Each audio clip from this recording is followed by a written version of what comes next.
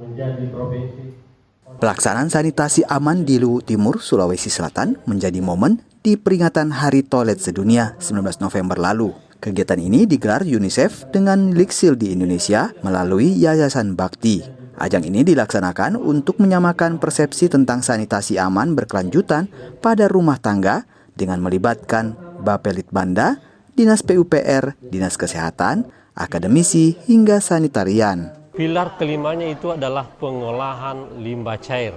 Dan itu tidak bisa selesai di Dinas Kesehatan, tetapi harus dilaksanakan oleh Dinas PUPR. Karena itu kedua stakeholder ini harus bekerja sama dengan baik.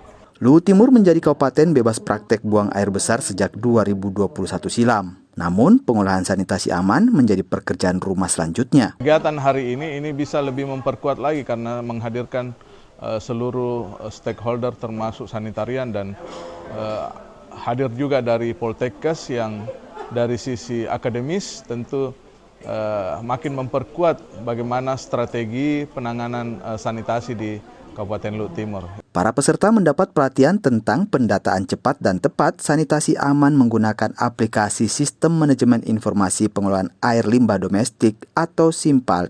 Septic tank saya digali, terus dalamnya kurang lebih 8 meter, dindingnya pakai bata merah dan di bawah itu langsung tanah. Program yang sangat bagus sekali karena demi kesehatan keluarga juga. Selain meninjau limbah tinja, sanitarian juga memberikan edukasi tentang pentingnya melakukan sedot tinja secara berkala, minimal sekali dalam 3 hingga 5 tahun. Ini dilakukan untuk menghindari ledakan septic tank akibat gas metana yang menumpuk di dalamnya. Gufran Lamataha, Luwu Timur, Sulawesi Selatan.